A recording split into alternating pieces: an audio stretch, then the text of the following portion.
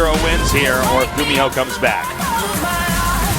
In the upper left, setting up that brilliant trap, he is CJN2's Hero.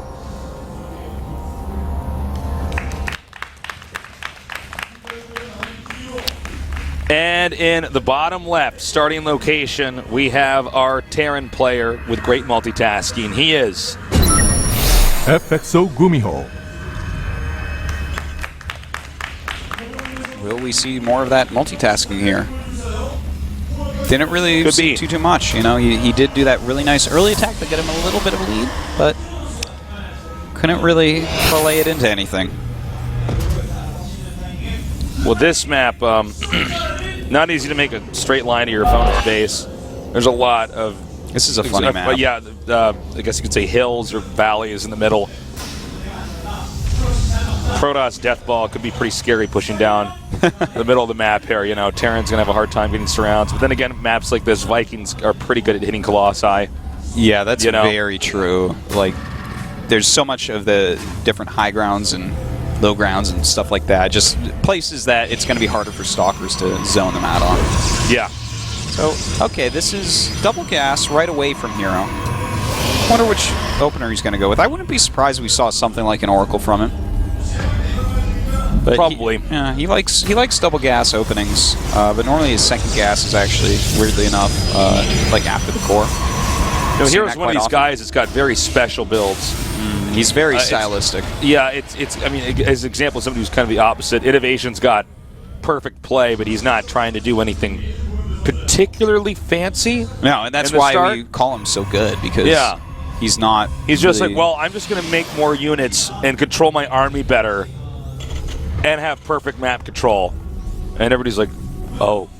It's like, well, I'm going to go. Somebody's like, I'm going to hide a building and go Oracle. Yeah. And he's like, that is not as strong as macroing perfectly, having perfect map control, and controlling my army right. Innovation's right, but doesn't always pay off. Doesn't always pay off. Sometimes that Oracle gets him, and he's like, okay. He's like, But over the course of 100 years, I will show you an 85% win rate against you. 100 years from now, Innovation is just a brain in a jar with electrodes hooked up to it. And glasses on the outside of the jar.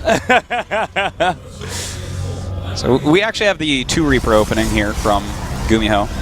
This is something that, you know, when you open one Reaper and just go, you don't really see anything because every Protoss fast expands.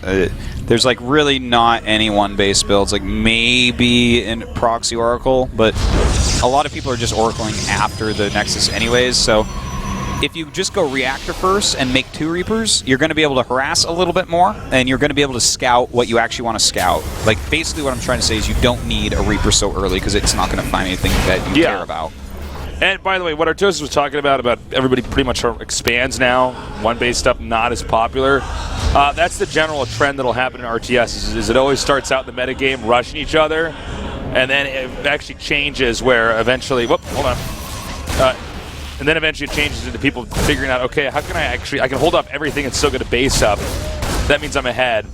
And that's where we're at Starcraft 2. It's all these fast expanding builds. Occasionally you see some cheese to punish that so people can't get too greedy, but yeah. That is the truth, Tasteless. I'm looking at this. This is kind of a little bit different from Hero. I think he's kind of senses something going on. Oh, okay. He does throw down the robo. Okay. Because he went for the 2 gates before the robo here. And that is very uncommon. Yeah. Like, if you think something crazy is coming, you might do it. And, in fact, there are Hellions coming from GuMiho, which is actually, you know, I was really thinking about the matches today while I was kind of studying up on the players. And like, for instance, I think that, generally speaking against Hero, opening with 4 Hellions is fantastic because he oftentimes stays on 1 gate until, like, literally he's almost ready to start a Colossus.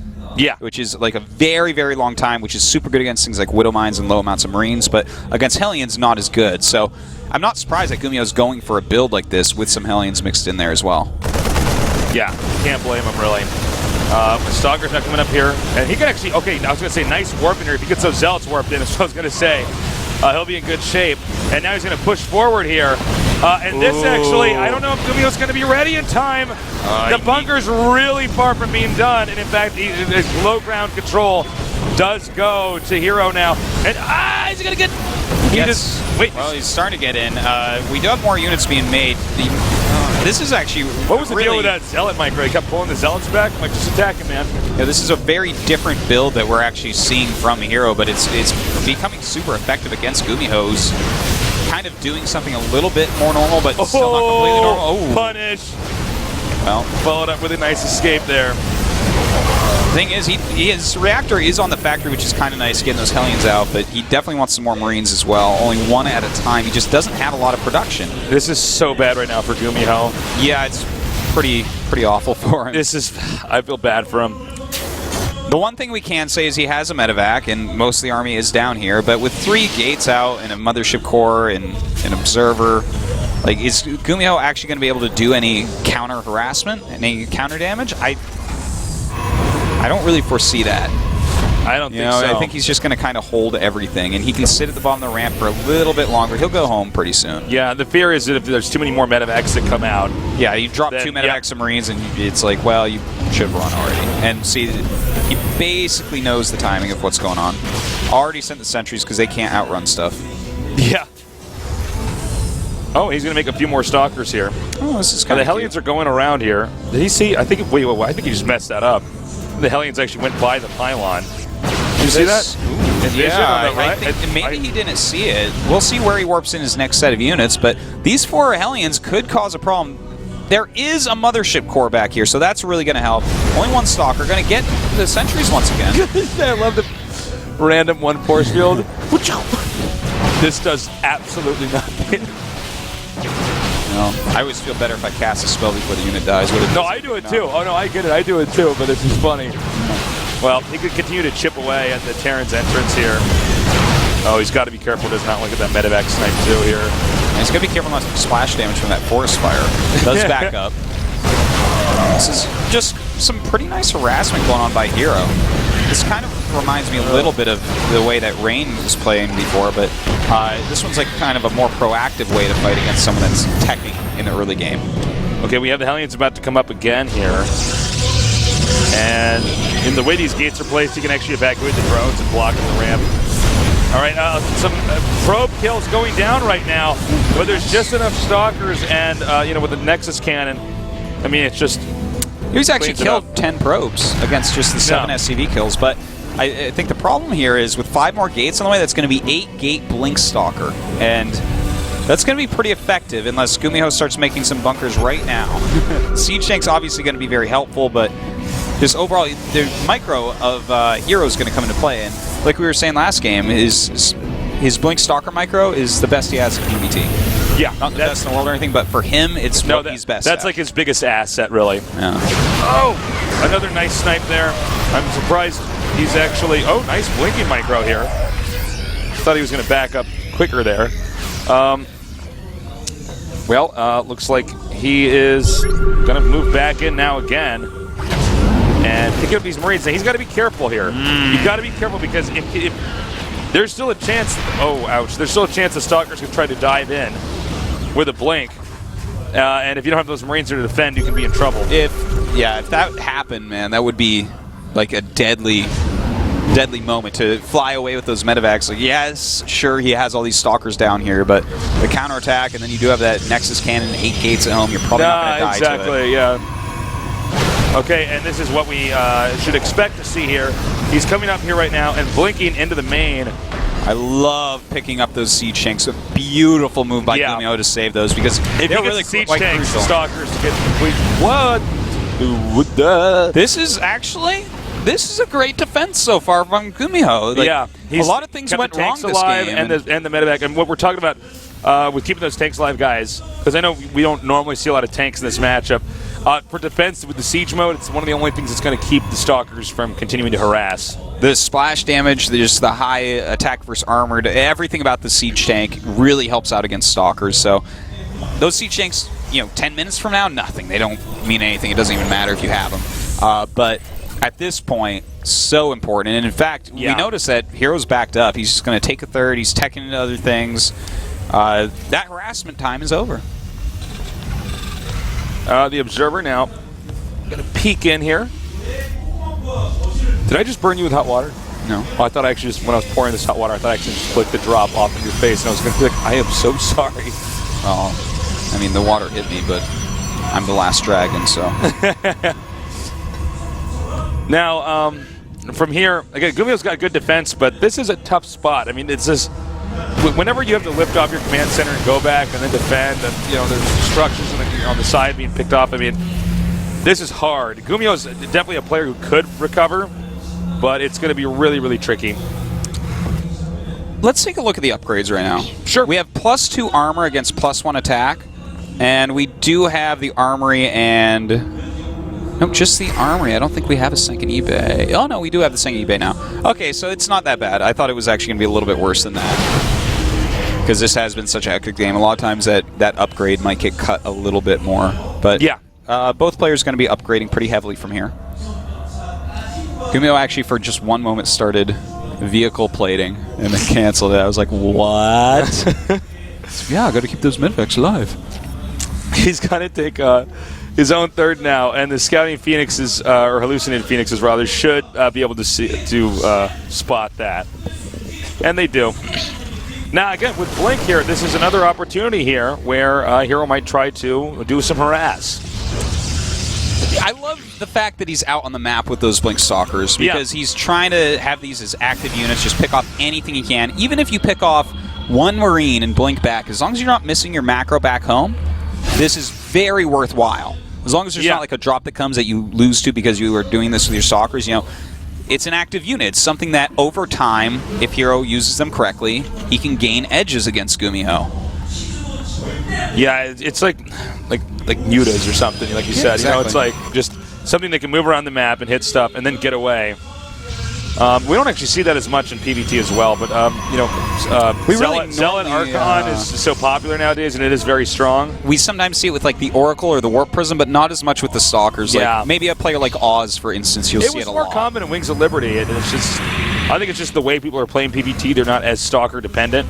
Yeah, a lot of PvT right now has gone back to the Death Ball, so you don't see it quite as much. You're just like, well, I just got to protect my army and keep it together, and everything's going to be fine. But you know, with a small lead like Hero gained, or a pretty decent lead like Hero gained, you can be out there, be more active, and punish GuMiho if GuMiho is trying to, you know, go around his Stalkers. Okay, he's coming in here now, blinking over there to make sure the Zealots can stay in the front and do that damage.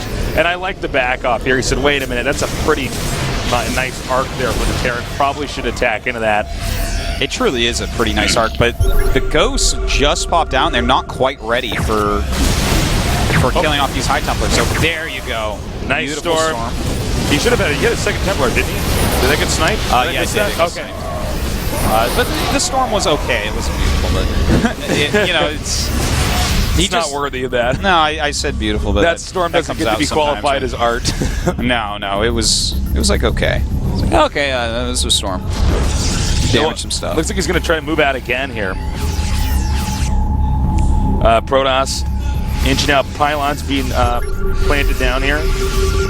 You know, Tasis, I feel like this is a losing battle for poor GuMiho, because Hero has his 4th base mining and he's getting the Dark Shrine. That's like when you really know you're starting to kill. He's got to be careful, though. This is actually something that I've seen a lot from Hero. He doesn't necessarily engage the best in a situation like this, but this is pretty darn good. Some decent storms coming off, taking out those siege tanks. Yep, going to warp in some more Zealots very soon here on the back of this, try to push further forward right now. I think GuMiho going to regroup down here. Supplies kind of close, actually, but economically, it's just such a big lead here for Hero. Just too much stuff coming down from Hero, it feels like. But actually, we have some pretty good picking off here of the Colossi. See if he can just get rid of these 2 Vikings. It looks like he's actually going to kill every Colossi, but all right. Does he have enough units to hold off everything else? Hero's not very good with big armies here. No, he's kind of sloppy. He is. This is actually something, a lot of times you'll see Hero in his PvTs get way ahead because he'll play like strategically very intelligently. And then he'll do things like all his Templar will be clumped and they'll get EMP'd and he gets destroyed. Or, you know, he'll just like kind of attack him and be like, well, I'm ahead, I'm just going to kill him. And then the Terran kills his army with some great stutter step and spreading and EMPs and whatnot. So something he's got to look out for, but he's got that 20 supply lead and you cannot underestimate that. Continuing to go forward here. And now he's going to wipe out this bunker. And he actually comes back here to regroup, let that next Archon finish. Terran tries to follow suit. He got all the medevacs as well. He killed like 4 medevacs right there. And he's still making Colossi back home. So this starport is going to be overtaxed. There's just nothing left for GuMiho. GG. GG. Well, wow. Hero's very happy that he didn't go out first. He's going to move on to fight against Innovation again, try to redeem himself. And fortunately for GuMiho, he's going to have to go through Code A again. Can he go through Code A and maybe get that Nestea and get the Nestea award? Yeah. Because if he doesn't, ooh, sadness. Just Hero's sadness. got the dimples, by the way, man. Do you have dimples? Let me see. Do I? A little bit. A little bit? A little bit. Not like Hero's dimples, man. You could hide a quarter in those dimples. I think you just call that a hole in his cheek, Faces. He can whistle through it. GuMiho really sad right now. I mean, like, straws in really bummed out, and you can't blame the guy. I mean, he had you could see he had well-prepared strategies. He did. Hero kind of caught him off His guard. execution was pretty both good games, with some I would of them say. too. Yeah. He did not expect the 3 warp gates into the kind of weird attack. We don't really see attacks like that anymore, like 3 gates. 3 gates went out of style like back in 2010. You know, it's not something you see very often. It's an anachronistic build, basically. Now we're going to have to go to the rematch. Hope Hero can do well, or at least better than he did the first time, because Hero lost 0-2 to Innovation. And after this short break, we're going to go to that match here now and see who's going to be the final person to get out of today's GSL Code S.